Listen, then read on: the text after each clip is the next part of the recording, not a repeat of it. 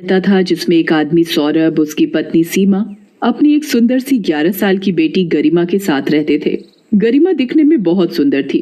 वो बिल्कुल दूध जैसी गोरी और काले बादल जैसे लंबे लंबे बाल थे और वो दिल की बहुत साफ थी। सबसे बहुत अच्छे से बात करती थी, अपने माँ बाबा से बहुत प्यार करती थी।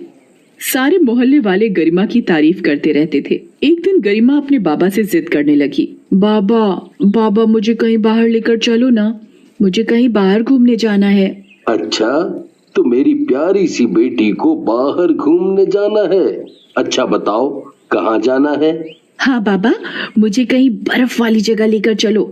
गर्मी का मौसम भी है, वहाँ जाएंगे तो मजा आ जाएगा। तभी पीछे से गरिमा की माँ सीमा आ जाती है। अच्छा, अगर ठंडी जगह जाओगी तो बीमार नहीं हो जाओगी? अरे माँ, फिर हम कहाँ जाएं घूमने? अरे बेटी, उदास मत हो। अब मेरी प्यारी बेटी ने जिद करी है तो कहीं बाहर तो घूमने जाएंगे। एक काम करते हैं, गरिमा की नानी के घर चलते हैं। नानी से मिले तो ना जाने कितने साल हो गए। नानी भी गरिमा को देखकर बहुत खुश हो जाएंगी। हाँ माँ, सही कह रही हो, हम सब नानी के घर ही चलते हैं। फिर वो सब गाड़ी से नानी के घर चलने के लिए रवाना हो जाते हैं। गाड़ी चलाते चलाते रात हो जाती है और सौरभ बहुत थक जाता है। गरिमा अपनी माँ के साथ पीछे वाली सीट पर सो जाती है।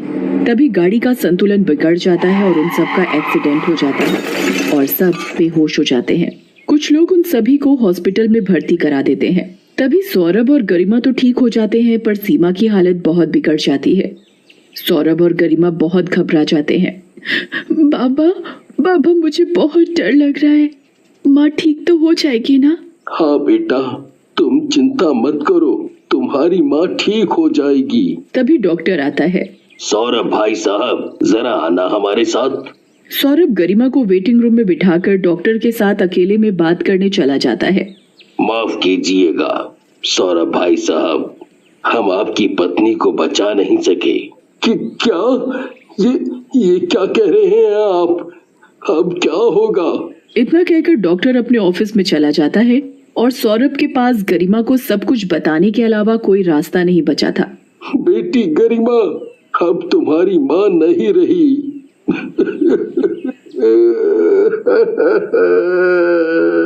इतना सुनकर ही गरिमा अपने बाबा के गले लग जाती है और बहुत रोती है। फिर सौरभ और गरिमा सीमा का अंतिम संस्कार करके नानी के घर चले जाते हैं। सौरभ गरिमा की नानी को सब कुछ बता देता है। अब तो भगवान ही जाने आगे क्या होगा। एक तो 11 साल की बेटी, ना जाने अब कौन संभालेगा इसे। हाँ सासू माँ, मुझे भी अपनी कोई फिक्र नहीं। मुझे तो बस गरिमा की चिंता खाए जा रही है। मैं काम करने जाऊंगा या गरिमा की देखभाल करूंगा। तभी नानी बोल पड़ती है। अरे सौरभ, तू दूसरी शादी कर ले, वो सही रहेगा। सौरभ भी नानी की बात मान लेता है। आखिर इसके अलावा और कोई रास्ता भी तो नहीं था। फिर सौरभ के लिए एक विधवा औरत माधवी का रिश्ता आता है। उसकी एक बेटी भी होती है, वैशाली। वैशाली 15 साल की थी। जब रिश्ता मिलवाने के लिए सौरभ और माधवी घर बुलाते हैं तो गरिमा को पहली नजर में देखकर ही माधवी के मन में उसके लिए ममता भर जाती है। पर जब वैशाली गरिमा को देखती है तो वो उससे जलने लगती है, क्योंकि वो उससे बहुत सुंदर थी। सौरभ और माधवी का रिश्ता पक्का हो जाता है और फिर माधवी वैशाली को लेकर सौरभ के घर चली जाती है। हर रोज माधवी गरिमा को बिल्कुल अपनी बेटी की ही तरह प्यार करती थी और वैशाली इस चीज से भी बहुत जलने लगी। इसलिए वैशाली गरिमा से बिल्कुल अच्छे से बात नहीं करती थी। पर गरिमा कभी भी बुरा नहीं मानती थी।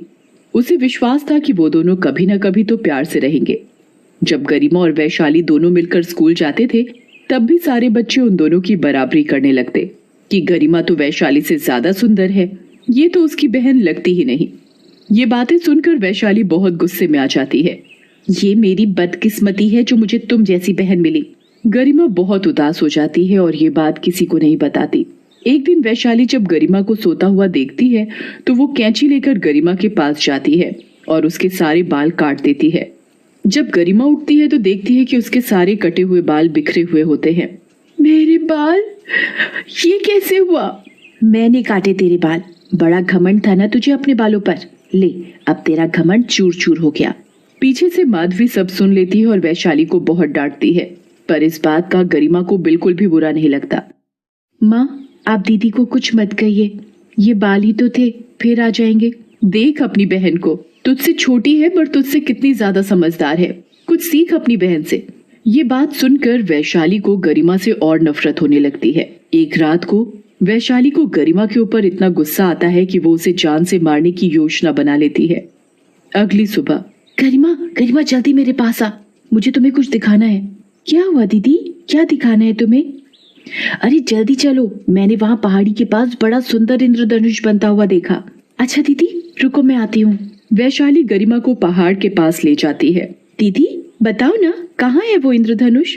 वैशाली चुपके से गरिमा को धक्का मारकर पहाड़ी से नीचे गिरा देती है।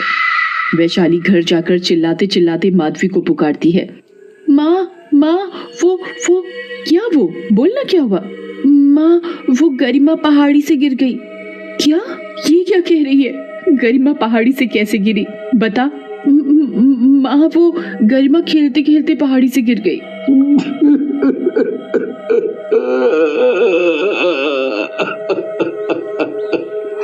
ये क्या बोल रही हो तुम वैशाली? मेरी बच्ची, मेरी बच्ची। सौरभ पहाड़ी की ओर भागता है और वहाँ जोर जोर से गरिमा गरिमा चिल्लाने लगता है और बहुत रोता है। तभी गरिमा मरने के बाद भूतनी बनकर छिपकर ये सब देख रही होती है और बाबा को रोते हुए देखकर वो भी रो जाती है। पर गरिमा अभी भी वैशाली से अपनी बहन जैसा प्यार करती है। वो जानती है कि ये सब वैशाली की जलन की वजह से हुआ है। वहाँ दूसरी ओर वैशाली सबको रोते हुए तो दिखाती है, पर अंदर से वो बहुत खुश होती है। अरे वाह, अब तो वो गरिमा भी मर गई, अब तो मैं बहुत खुश हूँ। जब वैशाली स्कूल जा रही होती है तब उसके सारे दोस्त उसके पास आते हैं। अरे वैशाली रुको तो सही। हाँ बोलो ना वैभव, क्या बात है? वैभव के पास और भी दोस्त खड़े होते हैं। अरे वैशाली, मुझे पता चला कि तुम्हारी बहन पहाड़ी से गिरकर मर गई। मुझे सच में बहुत बुरा लग रहा है। हाँ वैशाली, गरिमा तो सच में बहुत याद आती है। पता है लंच टाइम में वो हमें कितना हंसाती थी, उसके साथ में सच में बहुत अच्छा लगता था। हाँ अब हम सब कर भी क्या सकते हैं, वो वापस तो नहीं आ सकती। वैशाली और उसके दोस्तों की सारी बातें गरिमा की आत्मा चुपचाप देख रही होती है और उसे अपने दोस्तों के लिए बहुत बुरा लगता है। फिर वैशाली वहां से चली जाती है। वैशाली को अपने दोस्तों की बात सुनकर थोड़ा बुरा लगता है। उसे गरिमा की कमी थोड़ी खलने लगती है। जब वैशाली स्कूल से घर वापस आती है तो देखती है कि घर बहुत सूना सूना लग रहा है और उसकी माधवी भी बहुत उदास है गरिमा के जाने से। अरे वैशाली तुम आ गई, जल्दी से हाथ मुंह धो लो, फिर खाना खाने आ जाना।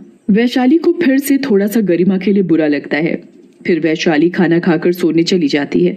उसके दिमाग में वही लम्हा घूम रहा होता है जब उसने गरिमा को पहाड़ी से धक्का दिया था। इस बात को सोचकर वैशाली सो नहीं पा रही थी और वो उठ गई। वैशाली अपनी माँ के पास गई। माँ मैं अपनी दोस्त के घर स्कूल का काम करने जा रही हूँ। अच्छा ठीक है, पर जल्दी आ जाना। ठीक है माँ। इतना कहकर वैशाली घर से निकल जाती है। तभी उसका मन उस पहाड़ी के पास जाने का करता है जहाँ से उसने गरिमा को धक्का दिया था और वो उस पहाड़ी की तरफ जाने लगती है। गरिमा की आत्मा भी वैशाली का पीछा करने लगती है। जब वैशाली वहाँ पहाड़ी के पास पहुँचती है और वो पहाड़ी के पास जाकर खड़ी हो जाती है और बहुत जोर जोर से रोने लगती है। हे भगवान, ये क्या कर दिया मैंने, मेरे हाथों इतना बड़ा पाप। मैंने अपने हाथों से अपनी सौतेली बहन को मार डाला, वो बहन जो मुझे सगी बहन जैसा प्यार करती थी। हे भगवान, ये जलन के अंधेपन में क्या कर दिया मैंने। तभी गरिमा की आत्मा पीछे से सब कुछ देख रही होती है। नहीं दीदी नहीं, आप रोइए मत।